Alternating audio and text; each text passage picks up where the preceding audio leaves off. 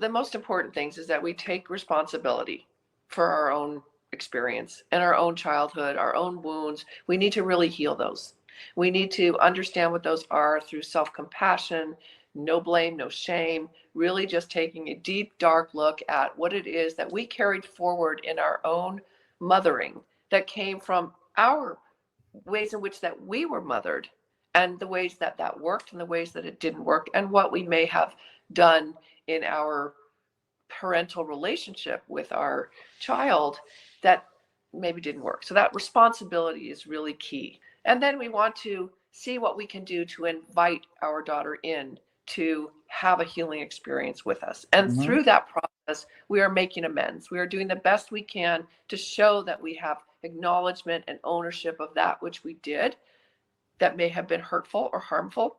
And again, we also have to understand intentions, because our intentions are often very good. And sometimes we just say, well, my intentions were good. Well, why wasn't it seen that way? Why wasn't it met that way? We cannot view or read intentions. They are deep within us that we know, but other people don't know that.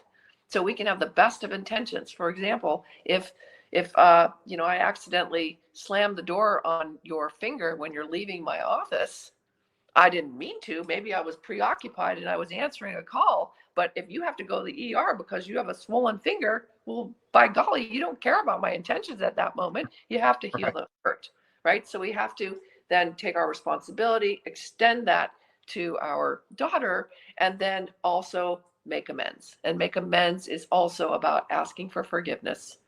Forgiveness is a really key feature here too, because a lot of people think just forgive someone. But forgiveness, I think, is a much more active approach. We have to ask for forgiveness about something because we have to acknowledge that which we want forgiveness for. I think it's a great point. What advice would you give the mothers that are dealing with it, again, your term, sassy daughters, and vice versa? So one of the fun parts of the book is I have a sassy and rude quotient. So you can actually take the questionnaire to do the questionnaire. It's like a little quiz of, how sassy is your daughter? Just how rude is she, right? Because we have the mild version of, you talk to your daughter and she kind of rolls her eyes and she's like, mom, stop that. But you're still engaged and you're still connected and you're just having your thing. But she can be a little sassy, right? And then we have those, maybe even like this mom who wrote in, whose daughter doesn't want to have anything to do with her. And that's not necessarily being actively sassy and rude, but that's kind of the deepest wound of all, is disconnection.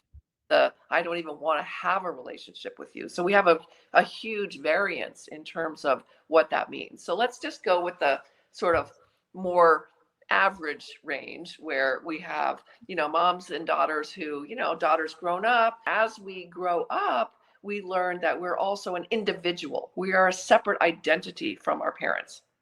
Sometimes that's a huge contrast, and we go the opposite. Many call it adolescent rebellion because we're trying to really pull away in very, very deep ways.